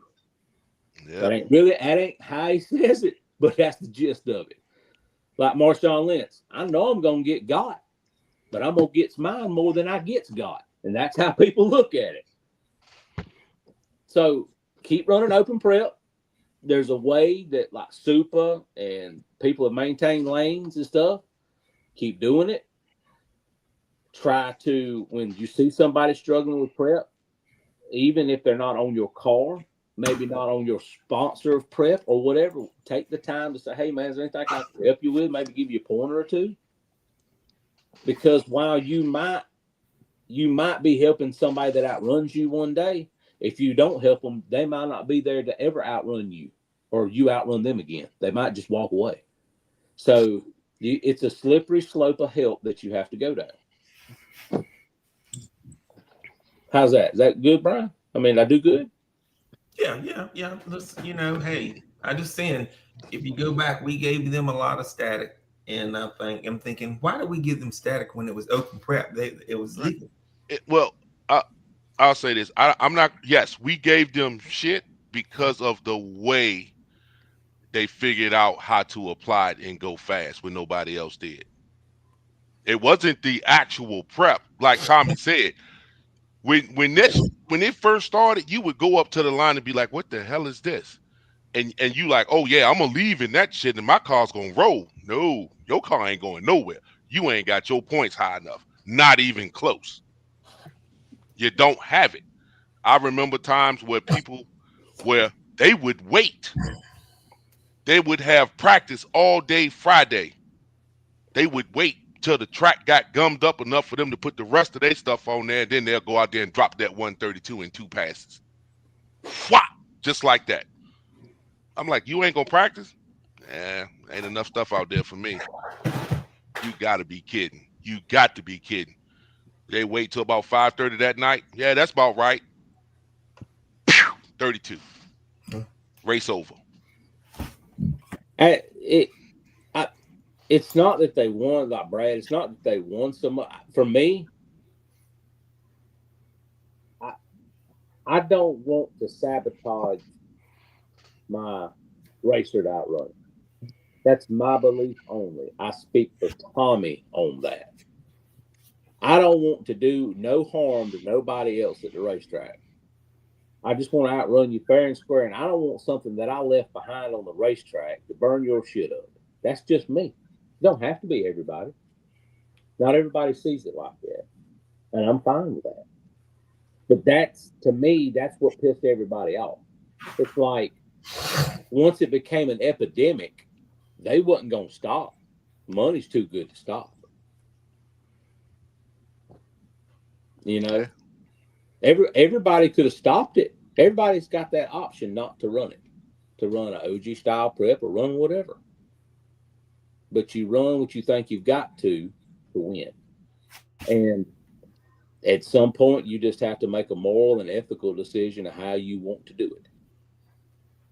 There's no rule against it. I'm going to do what I got to do. I'm down with that, like 4 flat tires. Do it. But like then when everybody else does it and it becomes nuclear and everybody's pissed off, hell, I ain't pissed at them for it. They got theirs and they got gone. They left like a thief in the night. They robbed the bank and left. It is what it is. The truth has been spoken tonight about the existence of the damn donkey butter. I mean, there's going to be people bashing me for saying, Brian, y'all greedy bastards. I mean, he's not bashing me, he's just giving me shit. But yeah, I was willing to do the same thing they were. But I'm also man enough to admit it was the wrong thing. Timu got me, man. They done locked up my computer. That junk just went down. It just cut off by itself. Man, you got to quit buying them voodoo's instead of voodoos. You got to buy the OG stuff. Quit buying voodoo's. Well, y'all funny. I do want to say I do appreciate everybody's thoughts and opinions tonight. That's nice to hear all that you shared it with us. Especially you, Christina. She doesn't normally chime in, but it's nice to hear her thoughts and her opinions on this. You know why it's important for her to chime in, Brian? Well, she sits behind the scenes and sees it all and talks and interacts with a lot of people. So she just sits back here and just like a sponge takes it all in. She offers a different perspective that sometimes my experience may jade me to think a certain way. And sometimes you need the openness of somebody else say, hey, Tommy, have you thought about it? Hey, Brian, have you thought about this? Hey, Mike, hey, Drew, hey, Anthony, have y'all thought about this? Because sometimes we get so caught up in tunnel vision. And our problems or our vision that we can't see the whole field of play. For outlaw, why not do center and do? You get 2 minutes, do what you want, your lane. If whatever it takes to make it grow. I like the idea. Everybody's coming on with something. Say, hey, have y'all thought about this or that? Yep. That's why it's all good. I mean, let's just tell the truth. If I wouldn't have done a live the Sunday after the race, we're not even talking about this. I got on and blowed off steam, and I basically kicked the hornet's nest of the damn NPRC no prep community. I'm maybe sorry. Maybe she just took a day off just to kind of. Yeah. I could have just left it alone, Tommy. I'm sorry. You should have waited I till had Monday. to poke the bear. No, I mean, look. No, look. I said what I said, and I was nice about it. I told everybody, if you want to go run up and prep, go run it. It just wasn't going to be my cup of tea. I want everybody to be happy. And I still believe that going to the fastest racetrack in the country and putting all that shit on your tires is not, it makes no sense to me. Nobody will ever tell me anything to make it make sense. But see, Tommy, where you messed up is by you coming out before doing that, before announcing the show or the updates for the Clash. People going to think that you had a part in changing the rules to go PJ1. So let's clear that up. Hey, Yeah, Mike, how'd that conversation go? How'd that conversation go, Mike? So that everybody knows. For a fact, but like I said, we had people that come up to us want to know if we were going to change it up by going to PJ or if it's going to be open prep. So with both drivers coming up to Tommy and Steve asking us that, kind of self-answered question there. The decision to do it, I was standing in the pay line to get paid. Bush hollers at me. Mike Bush hollers at me, hey, come over here. We want to ask you something. Mike is standing there. Mike Bush is standing there. Paul Jeffcoat, Steve Rule, Zach, and somebody else. I walk over and say, hey, I just come right quick. Hey, what do you think about making the Clash a PJ1 race? I look up. I go, is that what y'all think would be best? Is that what y'all want to do? Yeah. Okay. I mean, I'm one of the 3 members of the board.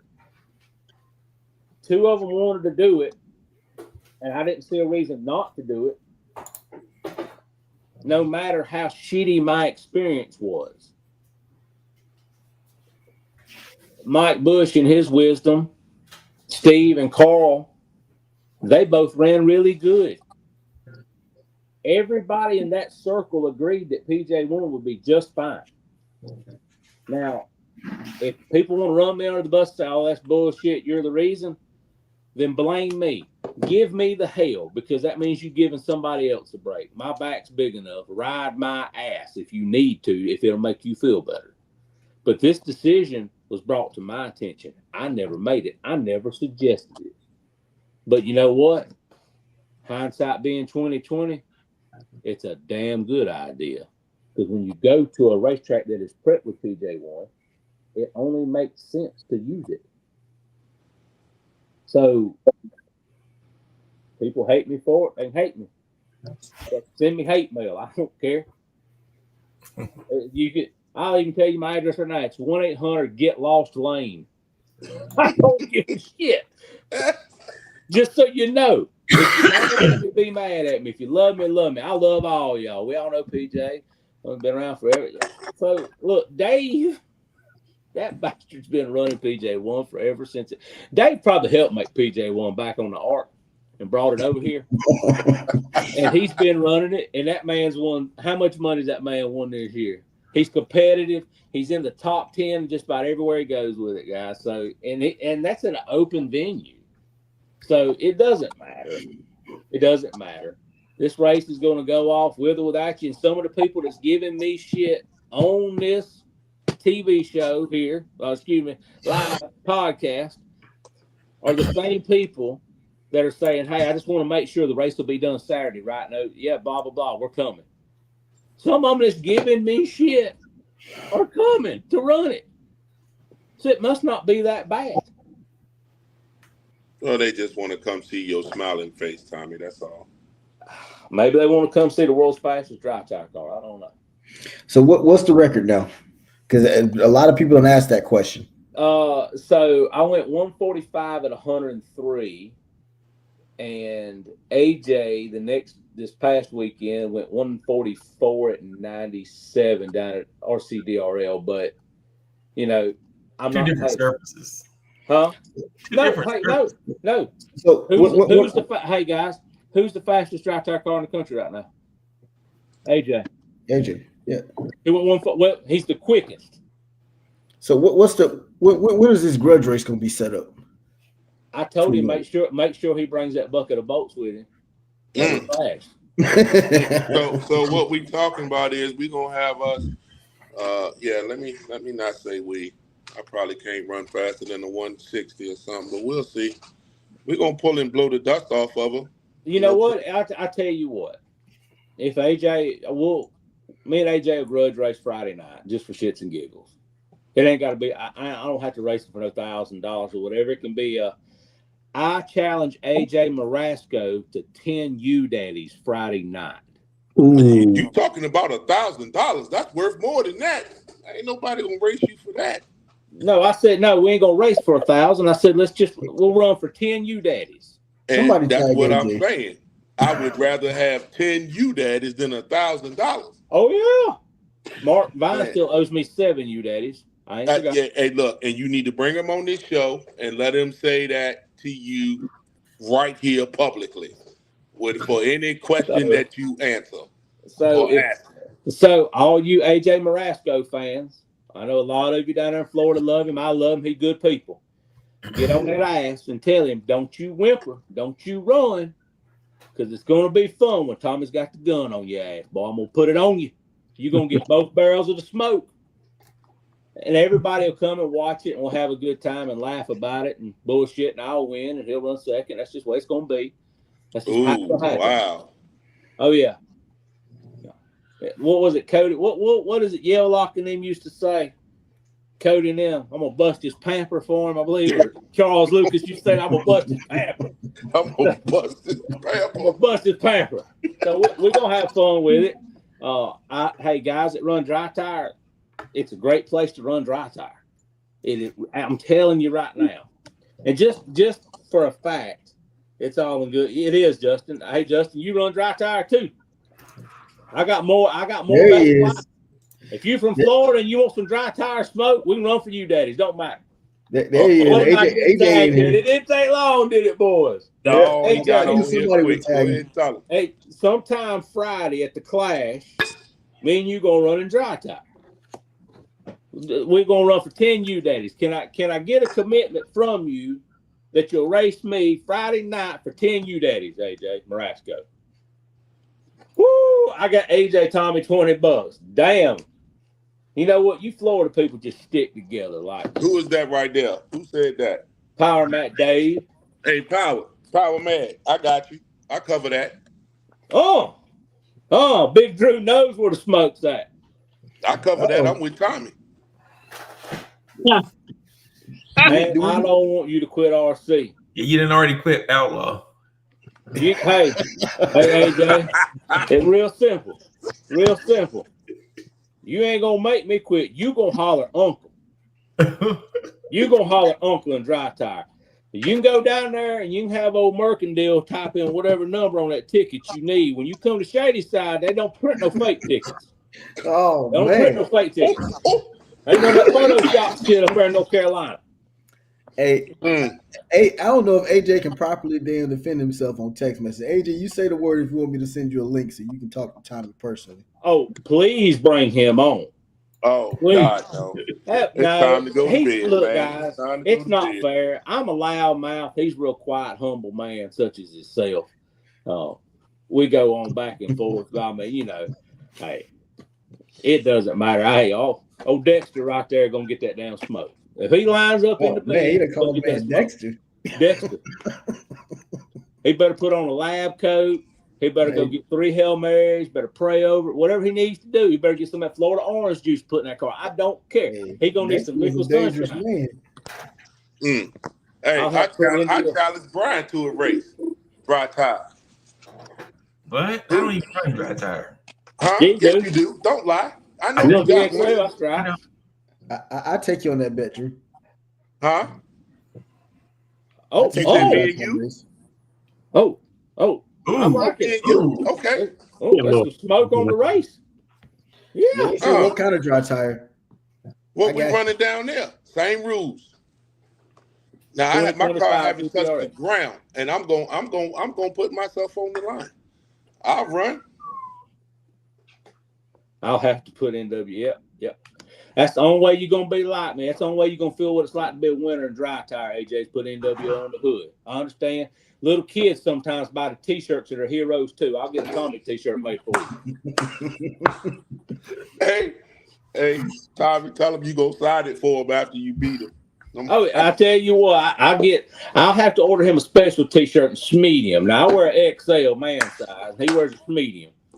I'll get him one of them mediums. We'll sign it. Oh my God! I mean, this is GFRP on GFRP crime. Yeah, let me keep my mouth closed before I go out there and get slammed up. Well, I mean, you and Anthony, it sounds like you and Anthony are gonna have some smoke. Yeah, me and Anthony got smoke. I'll run him. I'll run him. Oh, wait a minute. Brad's getting in on it. Hey, I ain't say nothing about no rubber dry tires. I got something for you. Oh, here we go. We got them tips. He sound like Trigger Man up there in North Carolina. Hey, I don't have a set yet, sir. So that would be a no-go. I don't have a set. You know, I do wonder what a foam tire car would run like at Shady Side. No joke. I'm talking like, God, that thing would be fast. Dude, I told AJ, I said, I bet you a foam tire pro mod car would absolutely leave the planet. You know, all this stuff going on, and you got Dynotech sitting back just grinning like, that's right. Come on, call me up, get your tires. Well, I didn't ask him for a set of tires 20 times. I seen somebody just release some tires for the 7th scale stuff today. Is it Black Belt RC? I think is the name of it. I didn't see it yet. Hold on, let me do some research while we. Yeah, look it up on Facebook. He said, "Hey, we're gonna start testing, showed the tire and everything." So it sounds like there's some traction behind that type of movement.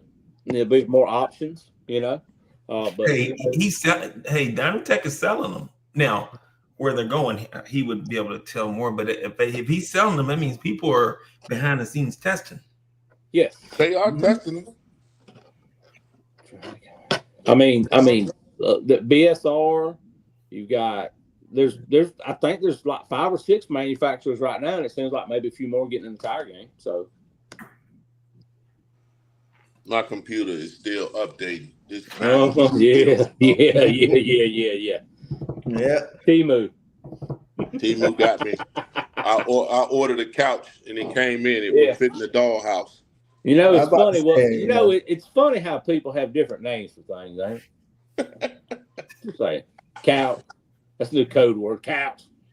What you looking at? Couch. You've been looking at a couch for an hour.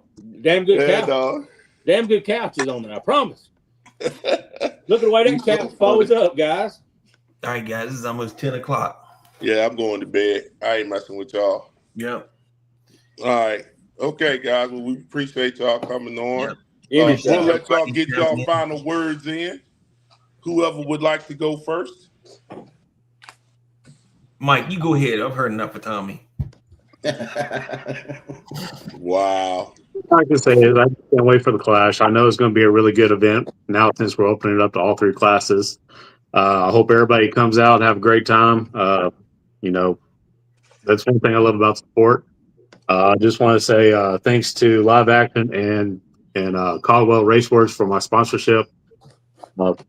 Hopefully I'll get some money, put some electronics back in the car so I can go racing, but I won't be racing at the Clash, so I'll be helping out where it's needed. So hopefully we'll have a great time.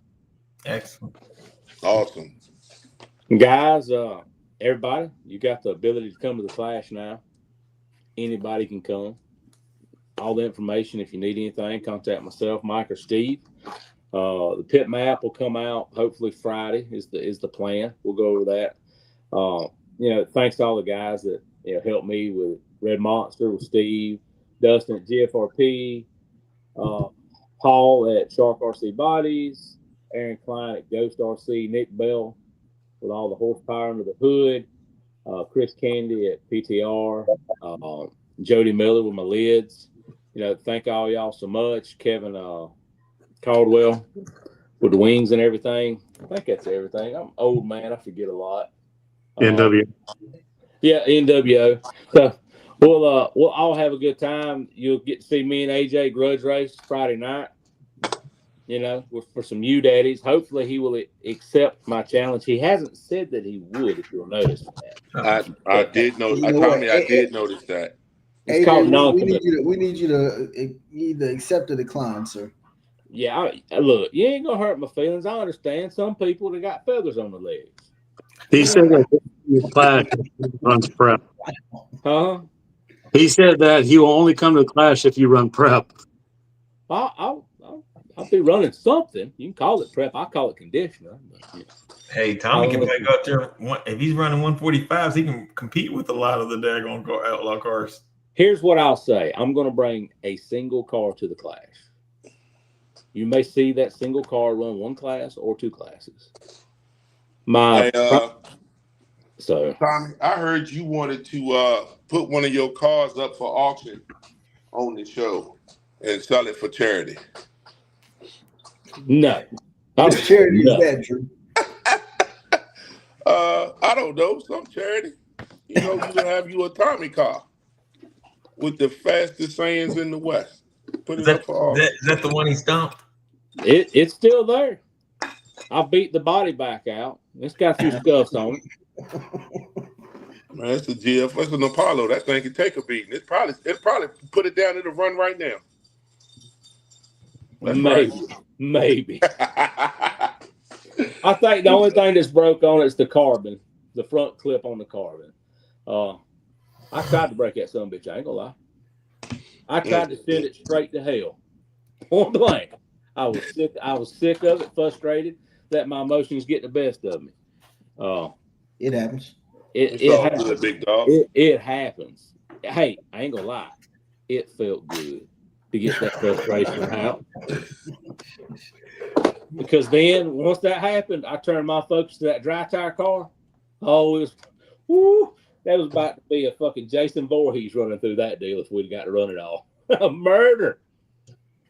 I heard Frank Greer had a fast dry car too. Frank, that weekend. Frank was running real good. I typically ran about 3 numbers better than Frank. Oh, all I was trying to do was just run a little bit quicker than everybody else.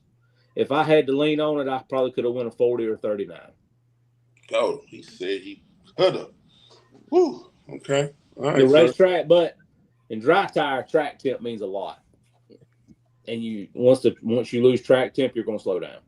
The prep cars got faster. If you think about it, Friday night, you had a ton of people start going 30s when the track cooled off just a little bit. You needed that temp. So, but hey, hopefully I can try to run a 30-something at the Clash in dry tire. We're going to have a good time. I'm going to tell you that. Hey, let me borrow that tune, Tommy. Send that to me. It's on the internet, Drew. Everybody has seen everything I do in dry tire on the internet. Where is it at? Under your name or something? I'll go look. It's under my name. I've let it off on some of these shows. Guys, look, put your first dot on 20, put your second dot on 100. Run 15 boost, run 60 turbo. Bring your turbo in at 50%, 70 to 80 degrees per second. There it is. There it is. I haven't did that. And you've seen me condition tires. Yeah. So, nothing's changed, guys. Just Tommy the fire man. All I do is just poke a bunch of numbers in the radio. That's all I do. If I want to go faster, I just add second stage speed. If I want to slow it down, I take second from it. That's literally it.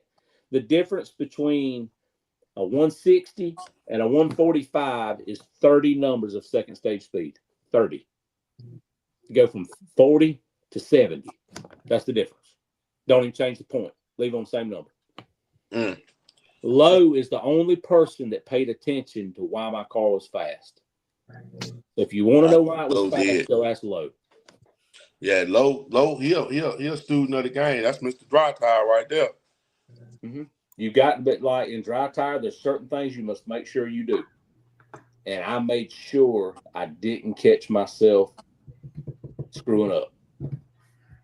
Slipping. Okay. All right, guys. Let's get out of here. Everybody probably gone anyway. We probably talking to ourselves. Everybody in the bed sleep. Nah, we still got some people in there. Well, we got some. Hey, Yeah, so we're one gonna night we're gonna do a all night show where we just stay up and talk about whatever. Hey, all y'all, night. Drew will do that show by himself. Like Jerry Lewis. We're gonna take shifts. We'll take shifts. You go be solo. All right. You gonna be solo on that one. I'll take the night shift. Y'all take the early day shift. You know, we're bring Tommy in as a filler. Yeah, me and Tommy got this. Me, Tommy, and Mike. We can special segment called Ask Tommy. If y'all, Mike, I'd be up for an hour or two. I mean, I'd be up when y'all want to do that. I'd be up for a couple hours stint. Y'all let me maybe drink some cool beers on the show. Yeah, we can do that.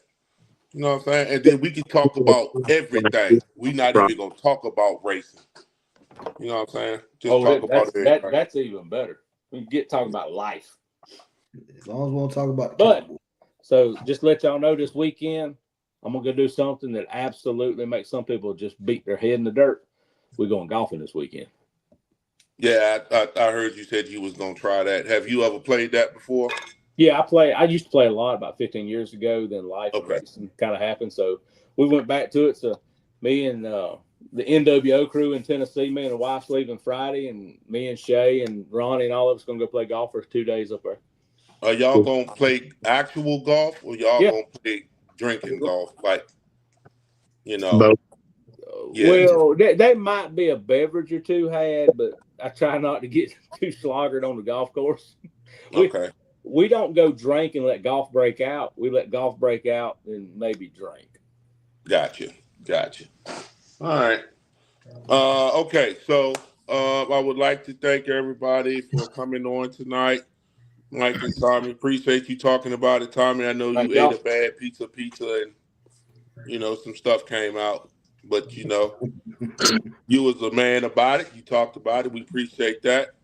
All the fans and the people, I'm sorry if we offended some of you guys. No, don't be. Yeah, I really think it's worth talking about because, you know, like Tommy said, it's about the people. The people you meet, the people you race with. You know, I think it's all about that. I think it should be about fun. So, yeah, I just think that right now we're just going in a direction that's a little scary to me. And it'll all work out. Yeah. Well, very good. All right, before someone presses the button, Drew, you going racing this weekend? I am. I should be. I'm saving up my pennies and my change, and I should be at the big bracket race this weekend getting my money. All right. So I just want to highlight some races before we get off of here. So SoMod is throwing their annual big bracket race. Luke's is having a race this weekend. Yep. Also, shout out to Luke. Yep. And other than that, in this area, I think Taman is going to come up to Colonial Heights to Richmond. He's going to use our spot. He's going to throw his pink out race. When is that? Is that in October? October the 18th, and we're gonna. I know for a fact we're gonna run 220. We're gonna run bracket. They're gonna run East Slide and 2-wheel drive transmission. So all the SC guys that are local, if y'all want to grab them foam tires, it's gonna be an opportunity to get out there and get some experience with it. All right, Dino Tech, please. I don't know. Does he have a website or something that I'm missing? I'm getting ready to call him right after the show. Yep, I'm gonna see if I can reach out to him too, and because if we're gonna push that type of race in this area, people need to have some tires. I would if I could get 2 sets. I don't know how y'all do that, but if I could get 2, I guess I'll just send it to y'all or whatever. I want to try it. Not gonna lie. Yep, we'll call him right after the show's over. Okay. But yeah, other than that, that's what racing looks like around our way. Anything you going any more races you done for the year, Tommy, besides the Clash? No, I'm going to go to Dallas, and Dallas will be the Crybaby race. And, Crybaby Nationals? Yeah. Crybaby Nationals, that will be, I told Jay Fab and them I'd come run it. It's open prep. But I'm going to go do it just because I'm going to go out there and see my family. You ain't done with prep, Tommy. You just taking a break. Yeah, you taking a break. Probably. I'm one of them people that'll say never, then have to eat it. Yep. Okay. Hey guys, it all works itself out. Sometimes you got to step away from something when it's got you aggravated and regroup. The hard part for me is I struggle when I run 2 classes. That's Mike, what about you, sir? Are you done for the year? I know you said you want to run at the Clash because you help running it. I'll possibly help run it. If I'm lucky enough to even get an ESP before then, I'll probably race. But the Clash is pretty much the last one until March Madness, and that's pretty much about as far as I could think ahead. Gotcha. There's the website. What are you running? R1 or what are you running? Ghost? R1. Okay. Okay. Gotcha. All right, fellas. Well, like I always say, it's not what you race, it's that you race. Yeah. So we're gonna be. With that being said, let's just continue to try to be positive and take what we've learned or what we've been learning these last few shows and turn it into something good and move forward. And hopefully we see more people out there. And guys, look, we are all still friends. We all still race. Let's not get there and fight over small stuff. Let's just have fun. Yep. Yeah. So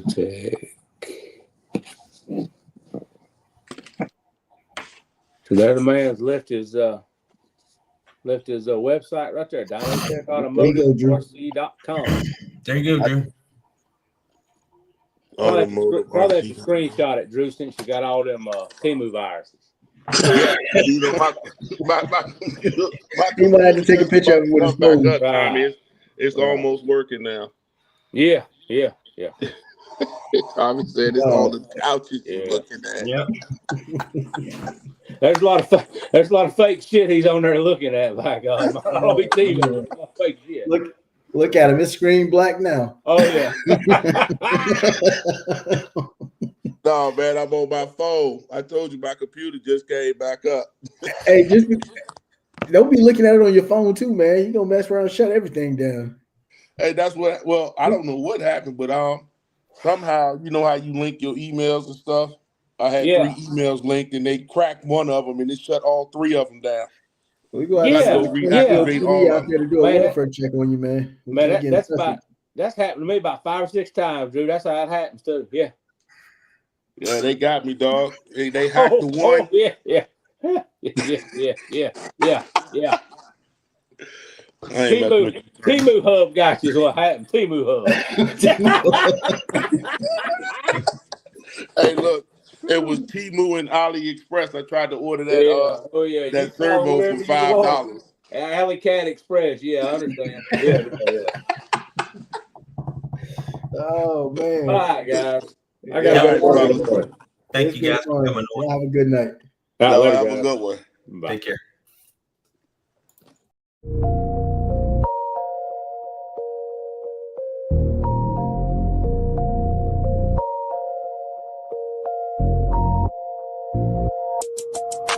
Phone started jumping, what a day. Swear to God I need it, now I can't afford to wait. I just had a fan hit me up from Kuwait. Told him this would happen and we not a minute late.